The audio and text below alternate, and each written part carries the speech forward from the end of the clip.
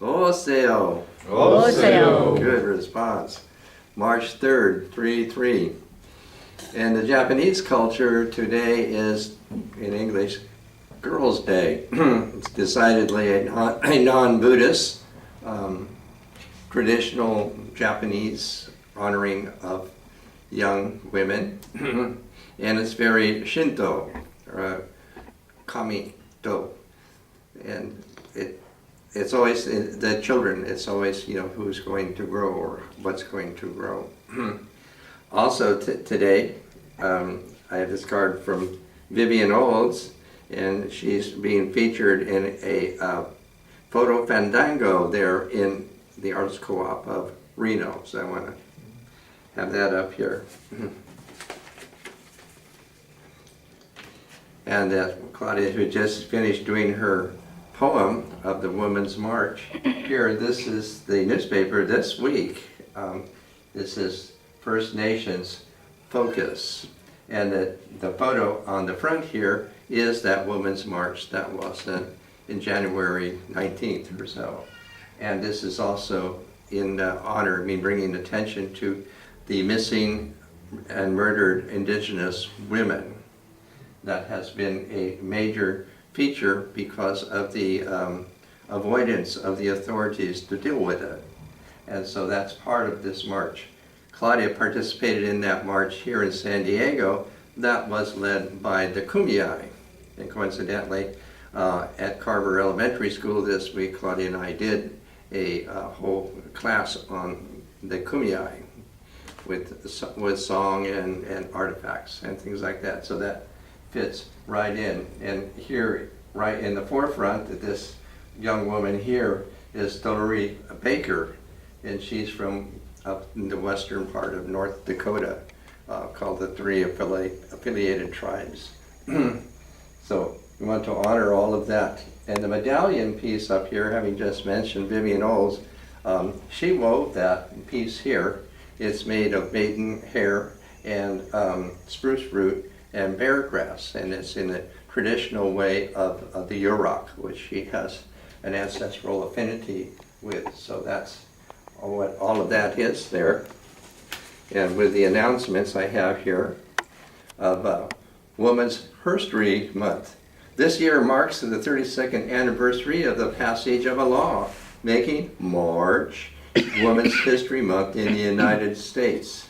This observation, which was born out of a California school district celebration of women's achievement, now is celebrated across the country. Includes parades and health screenings, art exhibits, and all kinds of other activities that highlight women's contributions of society. The National Women's History Project petitioned Congress in 1987 to establish a Women's History Month, which they did, and passed Public Law 109 on March 12, 1987. And that designated the entire month of March as Women's History Month.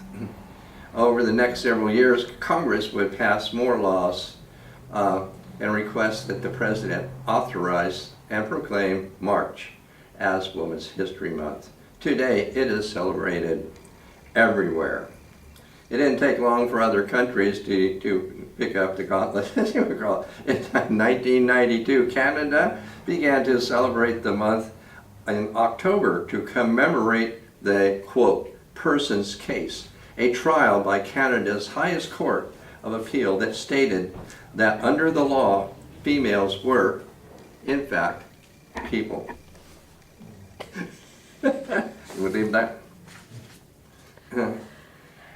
Why March? It was chosen as the month to celebrate Women's History because the first observance of Women's History Week revolved around International Women's Day, which is March 8th, and which honors women's achievements worldwide. And it was first celebrated on March 8th in 1911. The United Nations also has sponsored International Women's Day since 1975. How did it start? 1978, a school district in Sonoma, California decided to honor women's achievements by participating in the Women's History Week event. And in 2018, National Women's History Month theme was, "Nevertheless, she persisted, honoring women who fight against all forms of discrimination against women." This year, 2019, Women's History Month theme is "Visionary Women, Champions of Peace and Nonviolence." The theme honors women who have led efforts to end war, violence, and injustice, and pioneered the use of nonviolence to change society. It fits right in with Claudia's poem that she just read. Wisdom influencing the weak. When times are favorable and wisdom has authority, one should seek the creative powers which are secreted in the words, deeds, and traditions of the past. Each treasure found should be incorporated into this creative corpus. In this way, one helps to actualize the past into the present and vitalize it.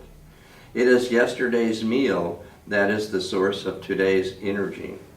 The excavation we make today might hold the foundation of tomorrow. We live by returns. The more earns that return, the more turns that we earn.